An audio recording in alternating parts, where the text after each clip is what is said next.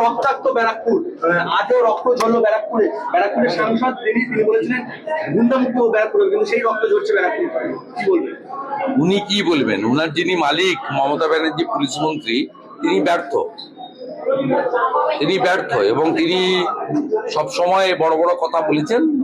এখানকার সিপি অপদার্থ। সিপির একটাই গুণ, তিনি লোকসভাতেও লুট করে জিতিয়েছে ওদেরকে, নৈহাটিতে উপনির্বাচনেও জিতিয়েছে। স্বাভাবিকভাবে গুডবুকে আছে। এলাকার আইন শৃঙ্খলা নেই, সব জায়গায় রাজনৈতিক হস্তক্ষেপ, গুন্ডা মাফিয়া মস্তান রোহিঙ্গা মুসলমান তাদের নিয়ন্ত্রণে চলে গেছে ব্যারাকপুর শিল্পাঞ্চল।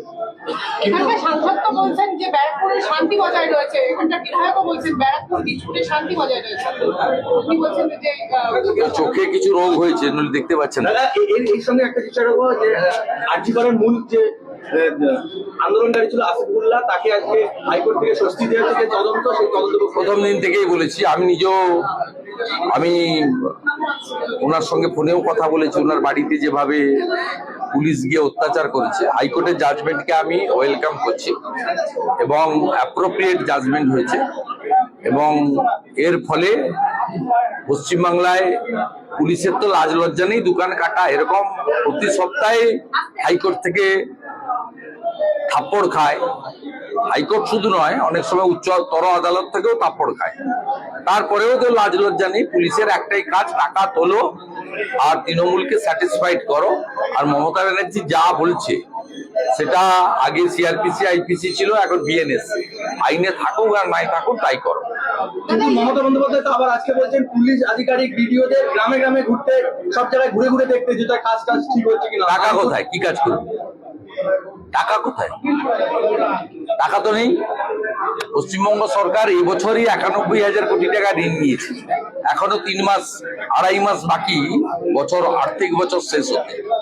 79,000 কোটি টাকা বাজার থেকে ঋণ, 9,000 কোটি টাকা রিজার্ভ ব্যাংক থেকে কেন্দ্রীয় সরকারের গ্যারেন্টারের মাধ্যমে ঋণ, আরো 2200 কোটি টাকা আদার সোর্স থেকে ঋণ। 91,000 কোটি টাকা প্রায় ঋণ নিয়েছে।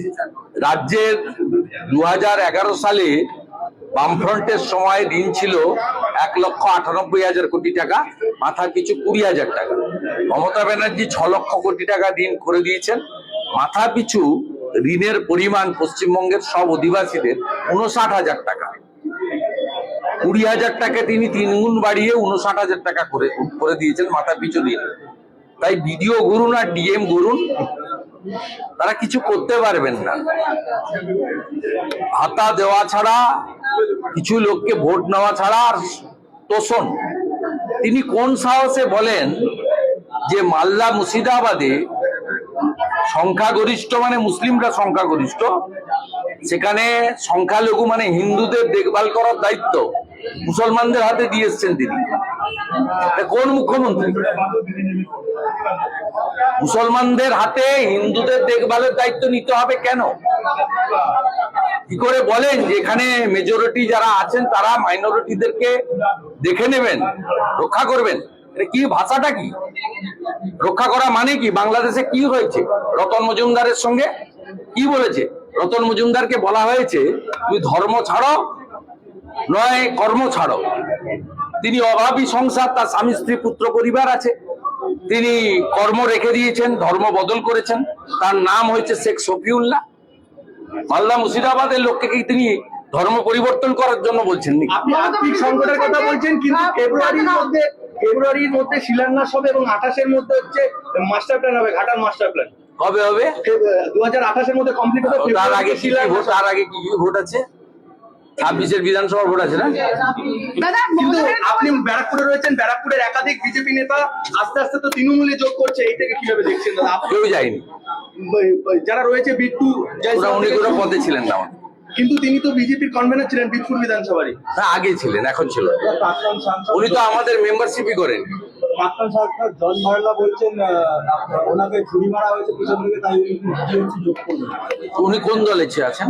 বিজেপিতে ছিলেন। বিজেপির যে মেম্বারশিপ চলছে পশ্চিমবঙ্গে 27 অক্টোবর থেকে 25 তারিখ ক্লোজ হয়ে যাবে। Primary membership, active membership. উনি পার্টির মেম্বারশিপ নিয়েছেন। আপনাদের মিডিয়ার প্লান্টেড উনি কি করবেন উনার বক্তব্য। কিছু লোক আছে যারা মন্ত্রী হওয়ার যোগ্যতা ছিল না, মন্ত্রী হয়েছে, তারা মন্ত্রী পদে ক্ষমতায় থাকতে চায়। বাবুল সুপ্রিয় অনেক বড় বড় কথা গান বেঁধেছিলেন, কালীঘাটের চালা সব চোরেদের পাঠশালা।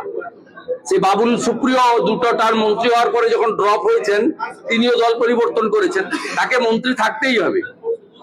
আর উনিও মন্ত্রী ছিলেন, টিকিট পাননি, হারানোর চেষ্টা করেছেন মনোজ টিগ্গাকে, হারাতে পারেননি।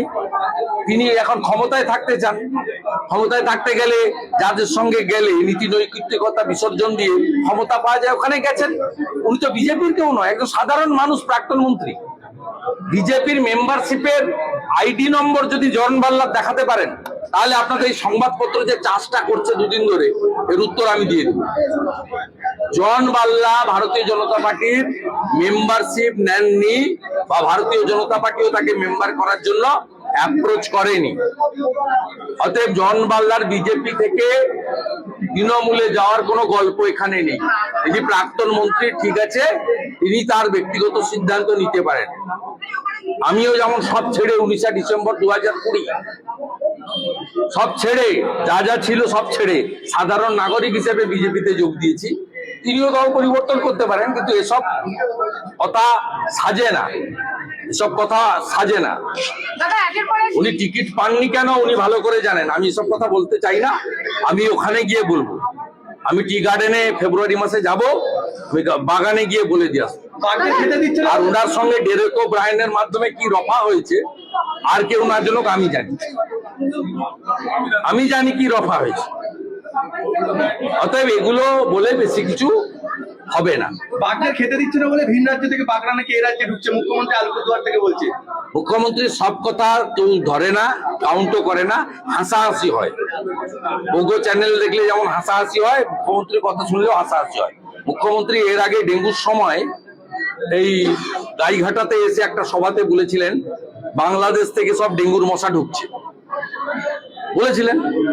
জল যখনই বন্যা হয় বলে ঝাড়খণ্ডের জল, আমার জল নয়। মশা আসছে বাংলাদেশ থেকে, জল আসছে ঝাড়খণ্ড থেকে, বাঘ আসছে উড়িষ্যা থেকে। দাদা দাদা, আবার একটা বাড়ি